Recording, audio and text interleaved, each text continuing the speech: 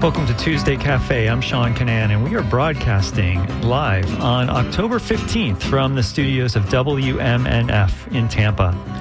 Today on Tuesday Cafe, we're going to talk about the aftermath of Hurricane Milton. We're going to get the latest from officials. And if you have internet access on your phone or some other way to get the internet, our website, WMNF.org, has all the information that you need about the hurricane, about recovery efforts, about how you can get relief, and about how you can help. And I'd like to hear from you as well this hour. If you're listening live on the 15th of October, where are you? Is there flooding there? Are you getting the information you need? Are you getting help with food, water, stress relief? Do you have a way to charge your devices? Are you getting gasoline? Have you heard from the power company about when your power might be restored if it's still out? And maybe we can connect you with resources. So as long as you have a way to do any of these things, you can contact us here. Email dj@wmnf.org. Text 813-433-0885. And hey, remember to put your name when you text us and where you are so that we have some context. Or if you'd like, you can get in the line for the calls. You can call 813-239-9663. I want to know about what the resources are near you. Maybe people don't know about it and they'd be happy to learn about it. Or on the other hand, if maybe you don't know how you can get water or how you can get food, give us a call, 813-239-9663. So first up, we're going to get the latest update from the governor. Ron DeSantis spoke yesterday afternoon in Manatee County. He spoke at Port Manatee. So you're listening to Tuesday Cafe. Here is what the governor had to say yesterday. Well, good afternoon. We're here at Port Manatee. I'm joined by Kevin Guthrie, Jared Perdue from the Department of Transportation, Major General John Haas, Florida National Guard. We've got Representatives Robinson and Buchanan. We got Senator Jimmy Boyd here. And then we got a lot of commissioners, Ballard, Van Ostenbridge, Ron, Turner, Bearden, and Cruz. I want to thank them for what they're doing. So as of 12 o'clock, since the storm hit Florida, Hurricane Milton, there have been over 3.8 million accounts restored for power. So right now, about 97% of the state is electrified and operational. There's about 369,000 that are still outstanding. We obviously had a lot of linemen staged, and if you think about it, today, standing here right now, we're less than 96 hours from when the storm fully left the state of Florida. And I know those guys got in and started working as soon as it was possible. I know Manatee and Sarasota's down. I think both are probably 90% restored. And FPL thinks by tomorrow you're going to have pretty much everybody. So that's very rapid, and we appreciate what they've done to be able to do it. And the co-ops are 100% complete with their restoration. So that's really, really good. A lot of times you do these, you have the big utilities, private companies do it first, and then the co-ops will lag a little bit, or at least that's maybe been in the past, but they knocked out a lot of restorations very rapidly. So good job on that.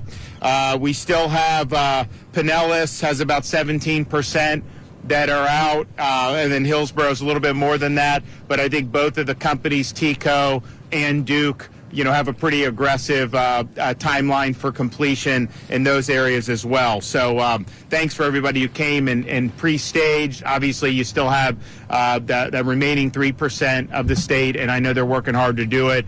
But to have two hurricanes hit like this and have to do the restoration was not easy, and those guys have done a great job. We also, being here at Port Manatee, I'm going to have an announcement here with what we're going to do to be able to help things. But from the various ports, so since reopening fuel deliveries following the storm, 2,500 trucks have deployed from Port Tampa Bay to bring fuel to the region. They've unloaded a total of 5 million gallons of fuel from Port Tampa. That's 2 million more than they would usually do over a similar period of time. And then here in Manatee, and we'll say a little bit more about this because they weren't supposed to do anything by now, over 300,000 gallons and 60,000 gallons of diesel have been deployed, and they're doing more as we speak. Port Canaveral, because you had power outages and also damage at some of the West Coast ports. Port Canaveral over the on our East Coast has surged fuel, including to this region. So they've done 12 million gallons of fuel since the storm, and that is double their normal output. So that is something that is making a difference, and you're continuing to see more and more gas stations as they get power, also get the fuel. It's not 100%, but they're making good progress. Now, we have recognized that we want to get this fuel in as quickly as possible. It's obviously not the state that runs where gas goes. This is all private industry, but we have been able to help escort fuel with Florida Highway Patrol, as well as some of our local law enforcement, to be able to get it where it needs to go as soon as possible. So we've done over 100 tankers have been escorted just by Florida Highway Patrol since Milton made landfall. So I want to thank everybody for doing that. And that's great, and that's good progress. Those guys are doing it, and we'll say some stuff about what we're going to do here. We also understand that, we needed to make sure that we were doing our part to surge fuel where we could. And so we have done that in a variety of ways, but one of the ways we've done that is we've actually opened up our own fuel sites over the weekend. So today we have fuel for the public. We're not even charging you. Free gas. Imagine that. Helps to have a budget surplus. When you have 12 fuel sites at the following, and this is till 7 o'clock tonight: Tropicana Rail Yard in Bradenton, Plant City Stadium in Plant City, Central Lot Parking Lot in St. Pete, South Florida State College, DeSoto Center in Arcadia, Charlotte Sports Park in Port Charlotte, Suncoast Technical College in Northport, St. Pete College, Tarpon Springs, East Bay Raceway in Tampa, Bradenton Motorsports Park in Bradenton, Gulfview Mall in Port Richey, Wiregrass Mall in Wesley Chapel, Largo Mary Grizzle State Office in Largo in Pinellas County. So you can stay updated on fuel distribution sites by going to floridadisaster.org/updates. But you have those 2 sites, or those 12 sites. So we've deployed, just since Milton hit, over 2.4 million gallons of gas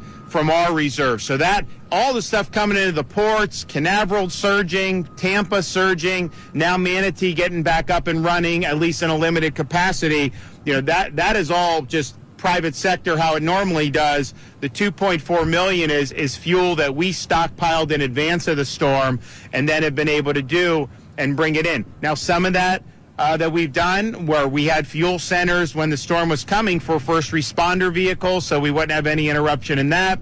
We have set up these fuel sites, and then we've also delivered gas directly to some service stations when that was something that could be helpful or appropriate. So even though we've gone through 2.4 million gallons, we've got over 1 million gallons between gas and diesel that are still on hand. We went through a lot this weekend with our fuel sites, but that's good. That's what it's for. If you have long lines at the service station, not every gas station has it. This is a relief valve where people can get their tank topped off, and so we're happy to do that. And in the entire fight, we have 500 tankers and 360 bobtail trucks that are helping to distribute with the fuel. So that's something that's good. That's something that we're happy to do. But we want to just make it so that the ports and everything are doing what they normally do and get it back to normal. And it is resolving. I'd say the demand is still higher because when people see a station open, they're all fleeing to the stations, and you get longer lines because people feel like that may be their only shot. Once that's no longer the case, I think you'll see resolve. So that's going to happen relatively short order. So today, we're here to ensure not just with the fuel, but for all the things that Port Manatee delivers, we want to ensure minimal interruption to the supply chain as possible. When you have major damage, there just is going to be some interruption. We understand that, but we've worked really hard to be able to help get them on their feet. I know Kevin and his team been working with the port. I know they've been working with the private sector industry who is here to try to plow a way forward. This port is the primary deepwater seaport in Southwest Florida. It handles 400 million gallons of transportation fuel, fruits, vegetables, appliances, construction materials, and wood for distribution across Southwest Florida, but also the greater Southeast. In 2023, Seaport Manatee supported 42,000 U.S. jobs, generated $275 million in state and local revenue, and contributed $7.3 billion in economic value to the economy. And then we had, remember last month, we had this potential strike that was going to drag on, and that would definitely have interrupted our hurricane relief for Hurricane Helene, and then it would have ended up affecting Milton. And Seaport Manatee was willing to step up, support our supply chains as other ports across the state were stopping. And so fortunately, we didn't really have to do much because they resumed work. But that could have been something that would have been really needed to do. So following Hurricane Milton, initial damage assessments indicate potential losses of over $200 million here at Seaport Manatee. Now, a lot of those losses are insured, but some components are not. Damage to the port includes the loss of 10 out of 13 on-site warehouses, 3 of the 10 port-owned docking facilities, as well as damages to their offices. The uninsured losses of the port include repairs needed for 3 damaged berths, new dredging required in state waters, repairs necessary for port security and access systems, and significant damage to the port container yard. Now, our seaports are working to mitigate impacts for any interruption in any of the other ports, and as you saw with Port Canaveral surging fuel, they'll likely continue to do that. But ultimately, we want everybody back full throttle as soon as possible. So, to minimize impacts to Floridians and to ensure Seaport Manatee gets back to full and efficient operations as quickly as possible, I'm today announcing that the state of Florida will provide $9.5 million to jumpstart the recovery and help repair the impacted infrastructure. This investment will include $5.5 million for emergency berth repairs and dredging in state waters, $3.5 million for immediate security needs and access control, and $500,000 to support planning activities for fortifying port infrastructure. The state will also support the port's rebuild in the following ways: by providing subject matter experts and skilled workers from FDOT, by directing the Florida Department of Environmental Protection to expedite permits for the immediate rebuild of port infrastructure, and by managing support from the Florida Division of Emergency Management and navigating the FEMA award process, and by providing personnel from the Florida National Guard to reestablish perimeter security and assisting in repairing the port fence. For every state dollar invested in seaport infrastructure, the expected return on investment for the state is $7. But even beyond that, we want to make sure that our supply chain is strong and that we get the port back to where it needs to be as soon as possible. So we're happy to be able to do this award, and I think it'll make a big difference. And I know there's a lot of other stuff that's going to be going on outside just what the state is doing.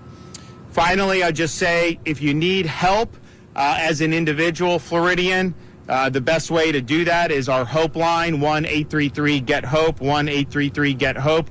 We've already helped over 5,000 individuals since Milton made landfall, and we've got a lot of organizations that are ready to go and help people when they're in need. And if you include the Hope bus, we've helped over 10,000 individuals with those deployments of the Hope Florida buses. So Hope buses today are located in Hillsborough at Mission Hill Church in Temple Terrace, this was yesterday. Pinellas and Tangerine Plaza in St. Pete, and another one in Pinellas at Largo at Botanical Gardens on Almerton Road. So thank you for doing that. We also have Hope Florida teams in Zephyr Hills, Ellington, and St. Pete to support impacted communities. So I appreciate everybody for what they're doing. Those who have asked, how can I help? Well, one way you can help is the Florida Disaster Fund. So if you want to make a tax-deductible contribution, you can go to floridadisasterfund.org. This will be for both Helene and Milton relief needs, and for victims of both, either of those storms or both in some cases. So far, there's been $12.2 million raised in support of both efforts. And I want to personally thank Lennar Corporation from down in South Florida, who has donated $5 million to the Florida Disaster Fund. So we appreciate that, and I know there's a lot more that are going to be ponying up to be able to help Floridians in need. Well, that was Governor Ron DeSantis speaking yesterday about the resources and updating on Hurricane Milton and what's available.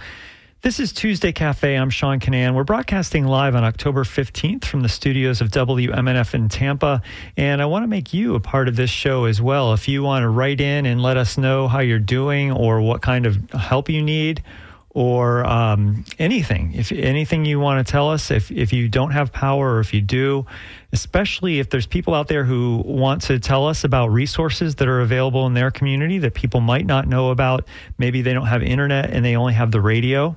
A lot of people might have battery operated or crank radios, or might only have access to outside information in their cars on their radio if they don't have internet or if they don't have phone service. So this is an opportunity for you to tell us about resources that you know are happening in your community, or you need to know about where you can get certain things in your community. We'll try to put you in touch. So here's how you can reach out to us if you're able. DJ@WMNF.org is our email address. You can text 813-433-0885. Please put your name and where you are. You can also telephone us at 813-239-9663. So I hope to hear from you during this show. Let us know what types of services you require, or trying to find out where they are, or if you know where there is something that's available in your neighborhood. And we're going to hear more from Florida's Secretary of the Department of Transportation, Jared Perdue. He will update us on what we know about the roads and so forth. Again, this was from yesterday's news conference. This is the most recent state news conference about the storm and the recovery. We're going to play a little bit about that, but I also want to give you the opportunity to call in and to text or to email in. So here is Jared Perdue, who is the Secretary of the Florida Department of Transportation. This is Tuesday Cafe on WMNF Tampa. Hello, everyone. I'm really proud of what we've been able to accomplish thus far. FDOT has been working around the clock since before Hurricane Milton made landfall to get our communities recovered and back to normal. Really appreciate the governor's leadership and the partnership with the Division of Emergency Management, the Florida National Guard, and all the other state agencies that have marshaled every available resource to get people back to normal. We at FDOT have been working diligently to restore all of the transportation infrastructure within our communities. Our bridge inspectors have completed inspections on over 2,400 local and state bridges since Milton made landfall. 97% of our traffic signals are back operational. We still have a few left that we need to work on that sustained pretty significant damage, but we've deployed over 500 generators to supply power to traffic signals so that people can move around while power's being restored. Within 24 hours of landfall, our cut and toss crews cleared 100% of state roads, totaling over 12,000 miles. Now we are transitioning our efforts, our focus, and our energy to debris removal. And again, the governor has shown really strong leadership here in making sure we're bringing the resources to the table to get the debris removed. Picking up debris after a storm is a big part of getting our communities back to normal. We at FDOT are very committed to that. Also yesterday, the governor announced he was marshaling 2,800 personnel across FDOT, the Florida National Guard, the Florida State Guard, to an urban search and rescue to come in and remove debris, have a 24/7 operation so that we can optimize and capitalize off of the 90-day 100% reimbursement window. This is a team effort with our counties and local governments and municipalities. I'm calling on all of you, please mobilize, activate your contractors and debris vendors. This is your opportunity to do it. Counties and local governments are responsible for debris on local roads. because of the governor's leadership and thanks to Kevin Guthrie, you have 90 days of 100% reimbursement. Let's get it going. And also really appreciate DEM rolling out the new tool to collect data based on debris removal and update that in a portal so that we can see transparency and see the progress on the debris that's being picked up. We've been in very close coordination with our airports and seaports. Sarasota Bradenton International Airport did sustain a lot of damage. In speaking with their CEO earlier today, they do plan to reopen their main terminal building on Wednesday. They've been moving fast and furious to make repairs to their main terminal building. In terms of seaports, you heard from the governor, both Port Tampa Bay and Seaport Manatee have been moving fuel. They've moved thousands of trucks. It's really good to see how fast they recovered and got that fuel moving again. But as you heard here at Seaport Manatee specifically, they sustained an estimated $200 million plus in damage from Hurricane Milton. It's something very difficult to recover from. Our seaports are absolutely vital to our communities, not only moving fuel into our communities, but also with construction materials to help them recover, and also perishables and vegetables and the things you get in the grocery store. So it's absolutely paramount that we get our seaports back up and running as quickly as possible, which is why I'm really thankful for the governor's leadership. We're here today to announce $9.5 million to do just that. FDOT is going to be contributing $5.5 million for emergency dredging in state waters, and also for emergency berth repairs so we can get this seaport back up and running. Also, under the governor's direction, we're going to be bringing our project management, our technical expertise, our project delivery expertise to help it be seamless and make it move as quickly as possible to get this seaport back to normal operations. Remember, if you're traveling, if you need information, you're going back and forth into the damage area, FL511.com is the place to get most up-to-date traffic information. We're updating that site live through our traffic management centers. It is the most accurate, the most up-to-date information, FL511.com. Again, Governor, thank you for your leadership. Well, that was Jared Perdue, who is the Secretary of the Florida Department of Transportation, telling you about what's happening on the roads and how they're clearing debris and getting all the roads, trying to get all the roads open. And I want to read some information that from Manatee County. Let me get to that. Sorry about that. So two of the gas areas that are open, the Florida Division of Emergency Management temporary fuel sites. Two of them are in Manatee County. Let me tell you where those are. They're both in Bradenton. One is at the Tropicana Rail Yard. It's open from 7 to 7, and that's 1706 9th Street East in Bradenton. Also, the Bradenton Motor Sports Park, which is off of State Road 64, is open from 10 until 7. That's at 21,000 East State Road 64 in Bradenton. Fuel supply is limited. There's a 10-gallon limit allowed per vehicle, and they are only filling up vehicles. They are not letting people walk up with cans.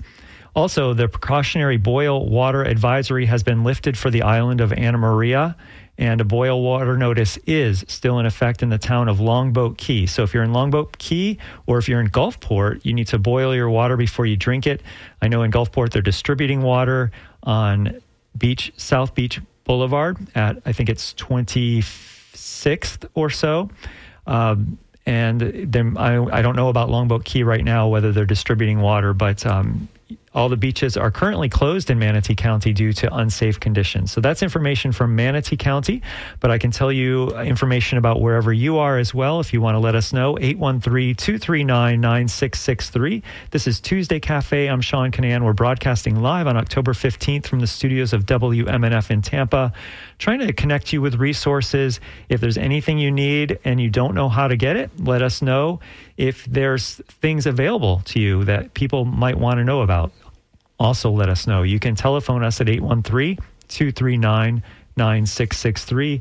You can email dj@wmnf.org. We're going to hear now from the Florida Division of Emergency Management Executive Director Kevin Guthrie. He also spoke during the most recent press conference from the state, which was yesterday afternoon at Port Manatee. So here is Kevin Guthrie, the FDEM Executive Director. Hello, everyone. I'm proud of the quick, efficient work that has been done under the governor's leadership and for the partnership between our agencies as we continue to collaborate to support our residents and our businesses and our industries in their need of time, or in their time of need. Today, we are proud to announce, under the leadership of Governor DeSantis, the $3.5 million for immediate security needs and access control of Seaport Manatee. This will assist the port in navigating FEMA projects that are outside the scope of these awards. And what I mean by that is many of the awards here might be FEMA eligible, but some will not be FEMA eligible. So this will help on those that are not FEMA eligible. As the governor has already said, for every dollar the state invests, the state receives a $7 return on investment. I'm also have been directed by the governor to help remove as much red tape and bureaucracy as possible. So I'm going to designate my Deputy Executive Director, Stephanie Haupt, as your single point of contact in expediting any issues here at the port. The state continues our efforts to provide necessary resources to communities who suffer damages due to impacts from Hurricane Milton. We currently have 9 public fuel depots and over 20 points of distribution where residents can pick up water, shelf-stable meals, and other supplies. And I need to correct that. It's actually 12 public fuel depots. There are multi-agency resource centers beginning to open in different areas to provide resources and information to disaster survivors. This is on top of the disaster recovery centers that FEMA will open. For information on all of these resources, the best place to go is floridadisaster.org/updates for those locations.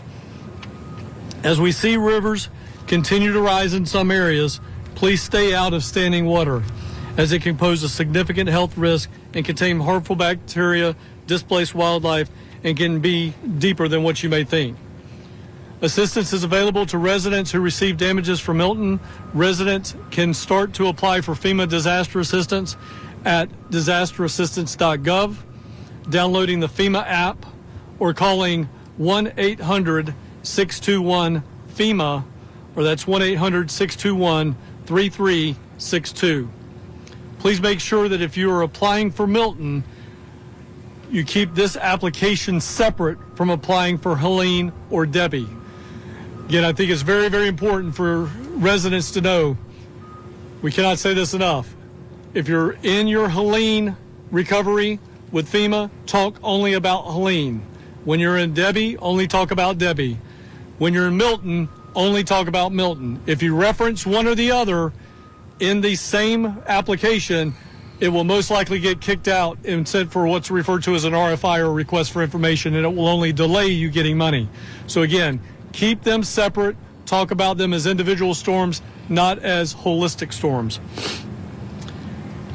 If you have received some significant flood damage, ensure that your electricity is off and that you're wearing appropriate safety gear while you're doing that repair around your home.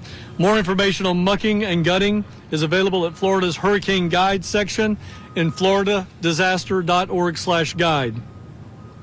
Some safety recovery tips. Please remember that all of these recovery fatalities are 100% preventable. So please make sure that you exercise generator safety, that you use safety gear when you're doing debris cleanup. And then again, if you have no business doing any of the cleanup because of your age or some type of disability, please call us. We will send a volunteer organization to you to help you out. It can be done through it can be done through Hope Florida. It can be done by calling 1-833-GET-HOPE. It can also be done by calling Crisis Cleanup at 844-965-1386. Remember, volunteer organizations are free. They will not charge you. If anybody is out there trying to charge you and says they need cash up front, tell them to beat feet. Get out of there. They are not doing anything that's going to help you. They're going to try to take advantage of you. Before you hire anyone, you also can check that person's contractor license at myfloridalicense.com. Again, the state assistance information line is open up 24 hours a day. That's 1-800-342-3557. That's 1-800-342-3557. There are English, Spanish, and Haitian Creole speakers available for you. Now, I know I've given out a lot of links and a lot of information today, but again, I'll recap the biggest things that you need to know.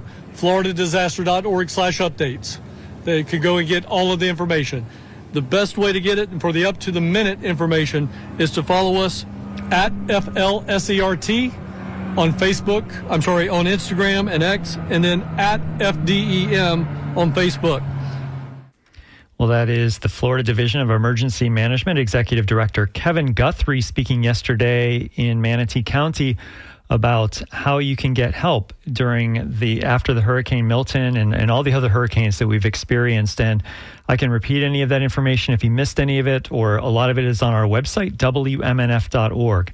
This is Tuesday Cafe. I'm Sean Canan, and we're broadcasting live on October 15th from the studios of WMNF Tampa. And I want to hear from you. I want to help you connect with resources, or I want you to maybe de-stress by letting us know how you're doing and sharing it with others. You can give us a call at 813-239-9663. You can text 813-433-0885, or you can email DJ at WMNF.org. And Joni writes in from Lakeland. She says, I'm in Lakeland and our neighborhood is flooded. I used to live across the street from Lake Bonny, but now my house is surrounded by the lake. We're using kayaks and paddle boats to get up the street to dry land. Supposedly they are pumping out the lake, but the water level is not going down. So thank you, Joni, for sharing that information. Thanks for listening and for sharing your story with others. And I hope everything turns out well there in Lakeland. In Polk County, on their website, it says, their Citizens Information Hotline has Hurricane Milton-related questions. That telephone number is 863-298-7500. You can, their Residential Hurricane Milton Debris Hotline is 833-843-1920. So if you're in Polk County, those are some resources for you. Also, there are... today is the last day of operations for the Mulberry Food and Water Distribution Site in Polk County. It's located at the Mulberry Civic Center, 901 Northeast 5th Street. It'll be open until 6 o'clock or until supplies run out.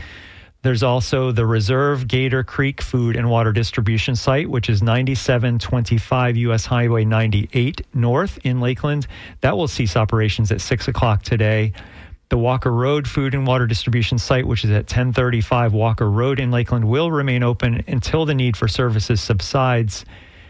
And the Frostproof Food and Water Distribution Site will be open today until 6 o'clock or until supplies run out. It will not reopen tomorrow. That's at 139 Bulldog Way in Frostproof. So there's some information from Polk County, and thanks, Joni, for writing in. We appreciate it. Hope that your neighborhood gets back to normal soon. And that goes for everyone. We hope to hear from you. 813-239-9663. You can text 813-433-0885, or you can email DJ at WMNF.org. Well, speaking of flooding, I'm going to play this short story that Chris Young produced for us yesterday, because dangerous flooding continues to inundate Tampa Bay several days after Hurricane Milton has passed. Here's Chris's story, and we'll be back to take your phone calls and to read your emails and get more information in just a minute. This is WMNF Tampa Tuesday Cafe.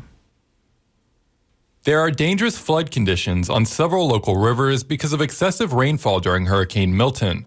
Mark Fulkerson is the chief professional engineer with the Southwest Florida Water Management District. We are seeing flooding occur in areas that aren't mapped for it, just because of the amount of historic rainfall that we got with this storm and how wet things were prior. Areas like the Hillsborough River have already peaked, but Fulkerson says we're not in the clear yet. There are many other areas outside of these river systems that got a tremendous amount of rain that are flooded, that we don't have gauges on, we can't monitor. And I just think water is going to sit in some of these areas for quite a while now. To check the status of flooding in your area, visit WMNF.org. Chris Young, WMNF News. Yeah, this is WMNF Tampa. This is Tuesday Cafe. I'm Sean Canan. We're broadcasting live on October 15th. We're taking your stories and trying to connect you with emergency information.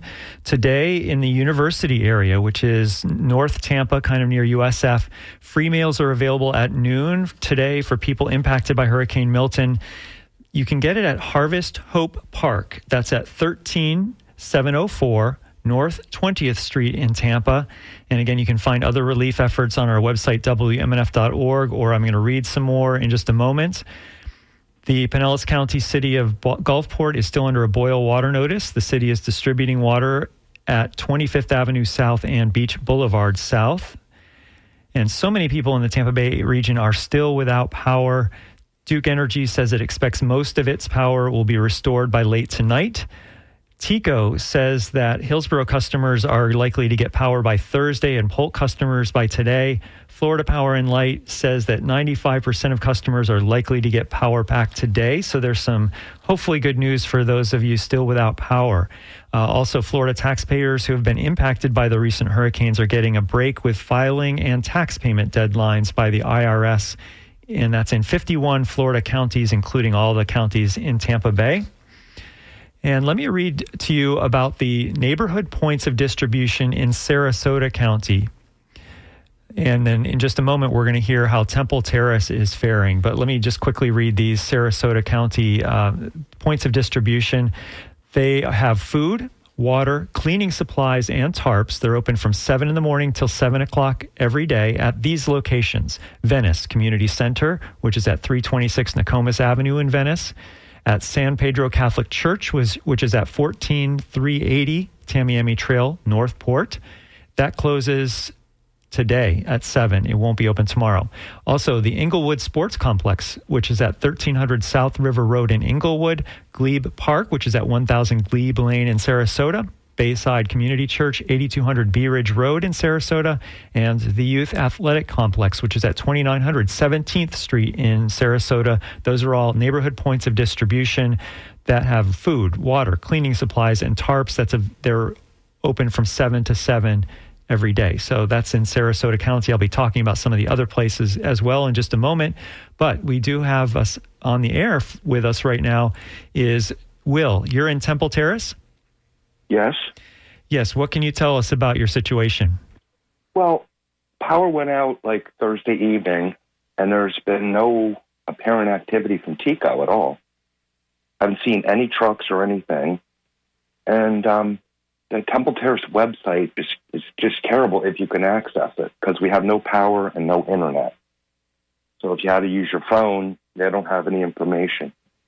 So the only thing they said, you could go to Omar Lightfoot Center or the library.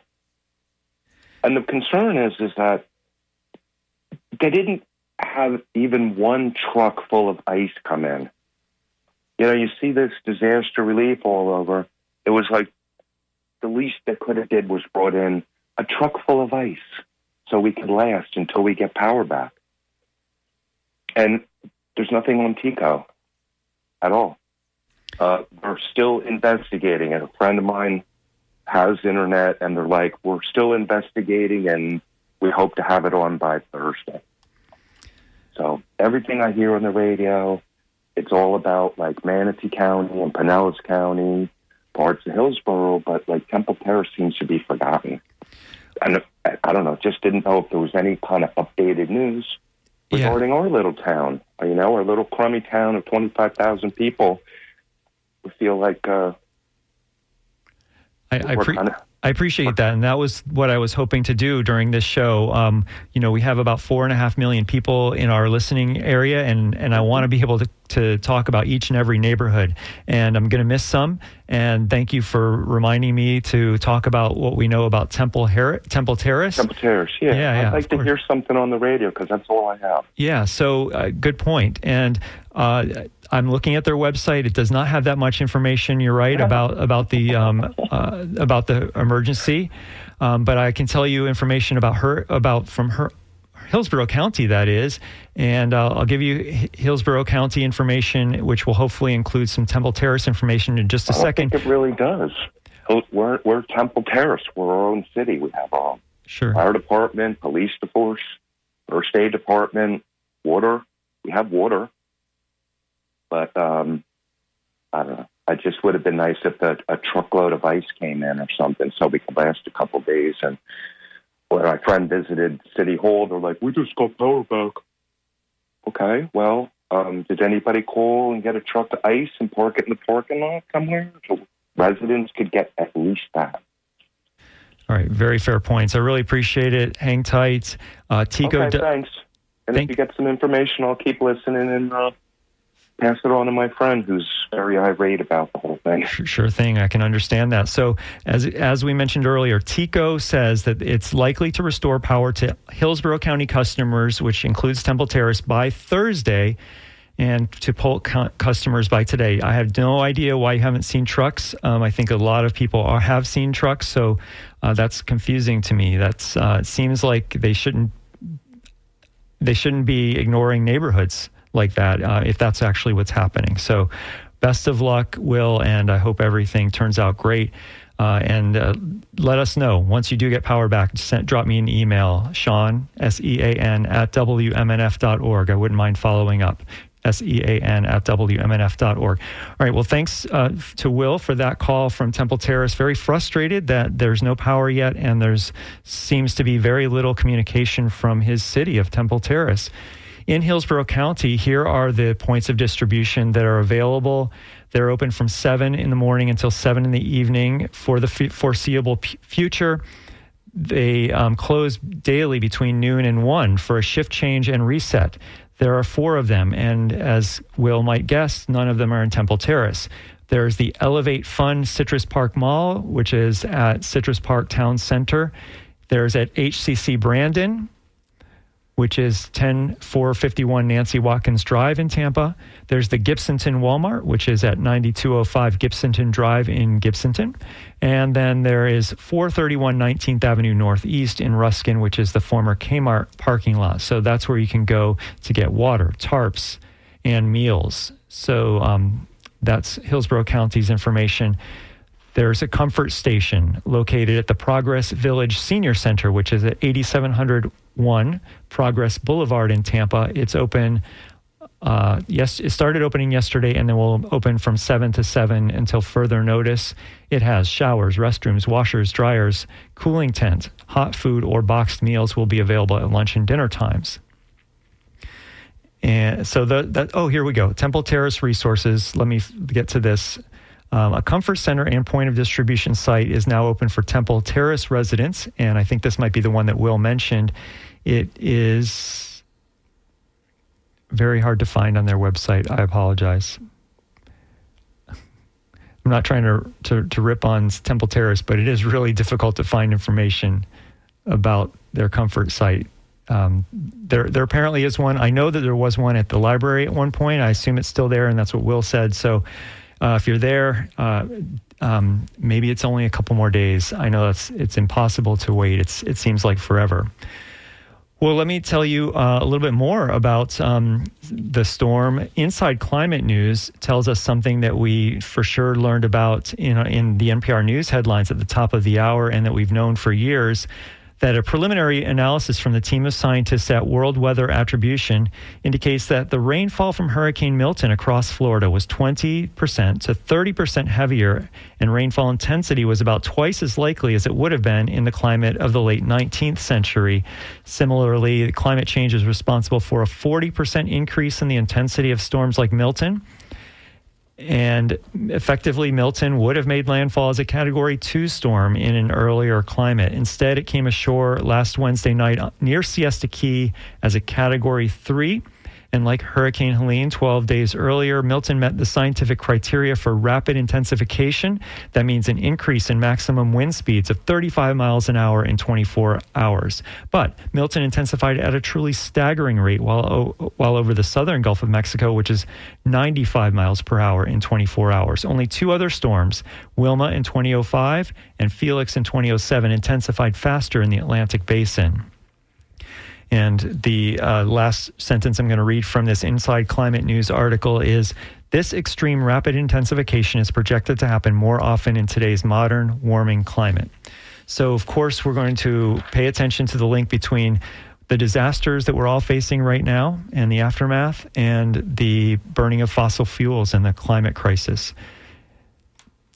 Just to remind you, this is Tuesday Cafe. I'm Sean Canan. We're broadcasting live on October 15th from the studios of WMNF in Tampa. And we're trying to get people to let us know what kind of help they need and try to put them in touch with resources Jeff writes, I hate these hurricanes. What is the answer, or is there no answer? I've heard the two basic schools of thought. One, act of God. Two, climate change. In addition, I've heard conspiracy theories. So be it.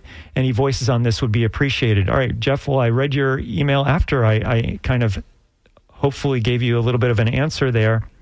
That article is at Inside Climate News, and the team of scientists at World Weather Attribution indicates that the rainfall from Hurricane Milton, which was tremendous, was 20 to 30% heavier than rainfall intensity was, and the intensity was about twice as likely as it would have been in the climate of the late 19th century. So the changing climate is adding rainfall to our hurricanes, and it's also making them intensify more quickly.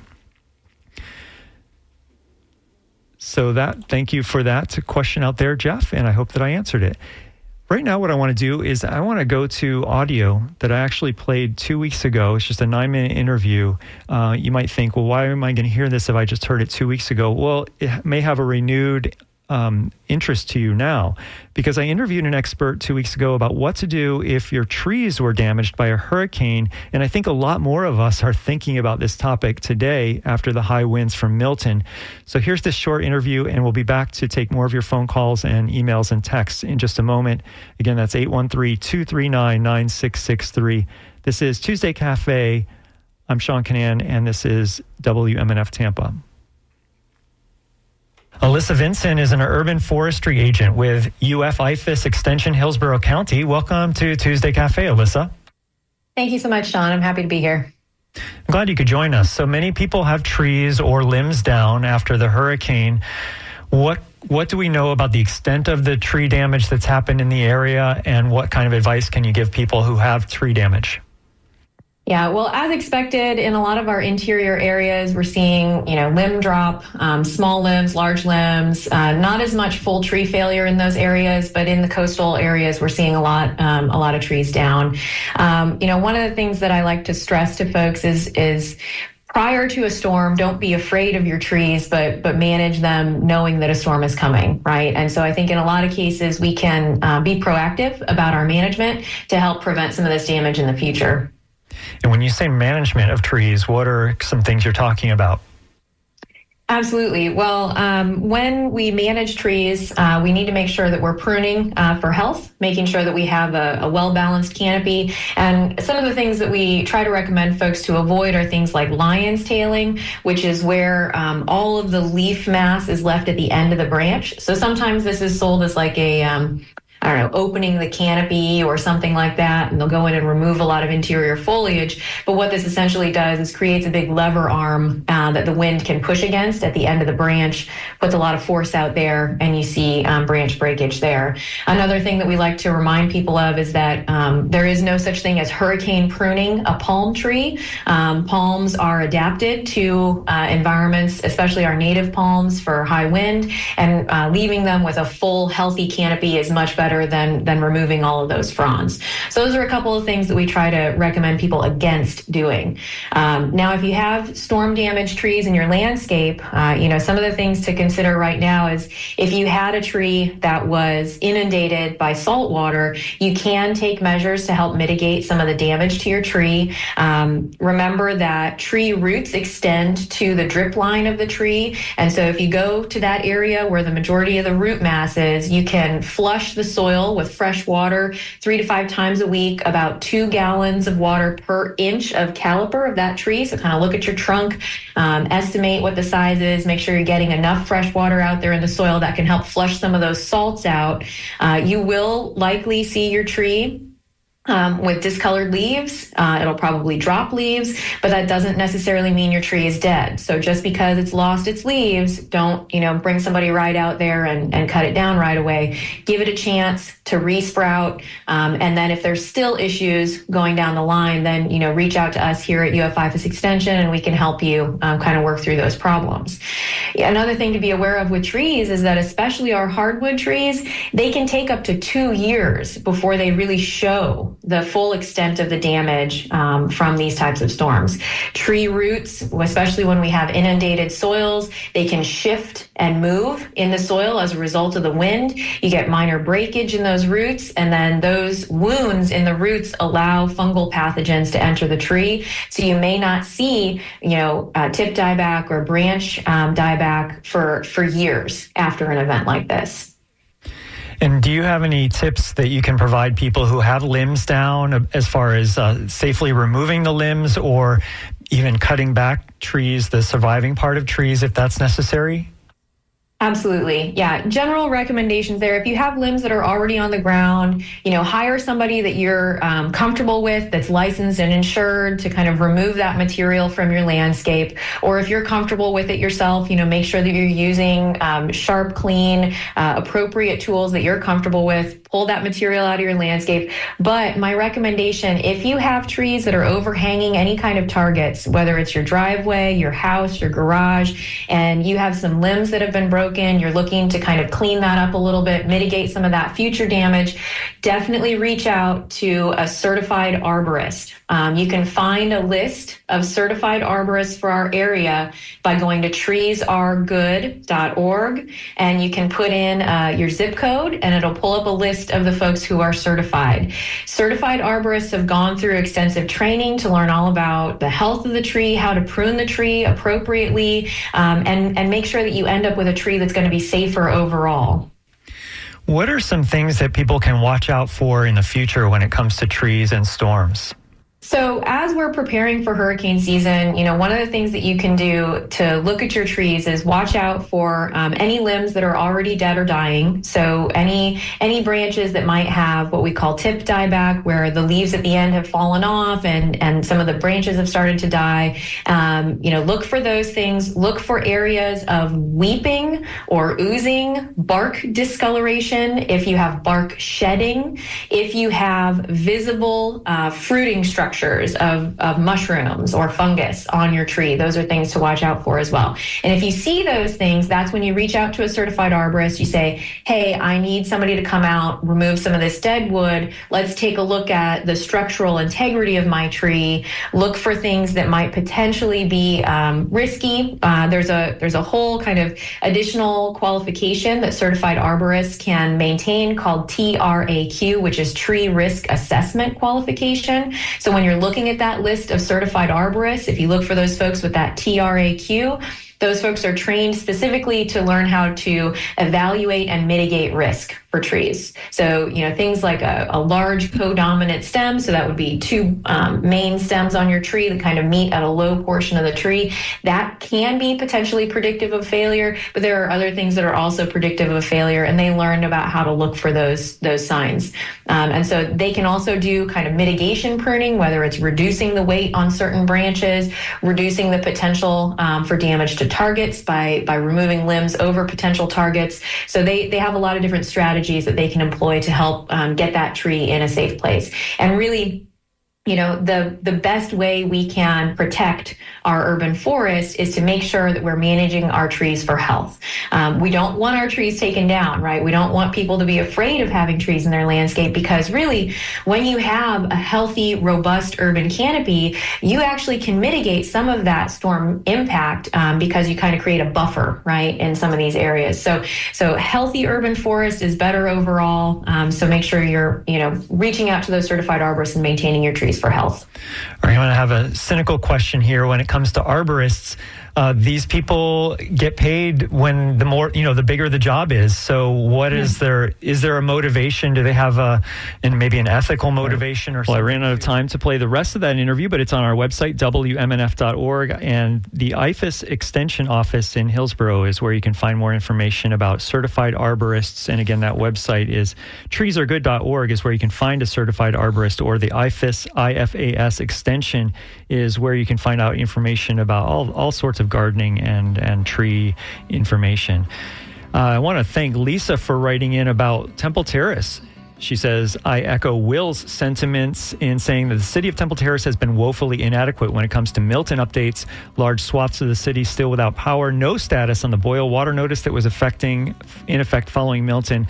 And she says the website is useless, but they did pick up garbage as scheduled yesterday. So she says, thanks to all the hardworking sanitation workers. I second that. You rock is what Lisa says. So thank you to that.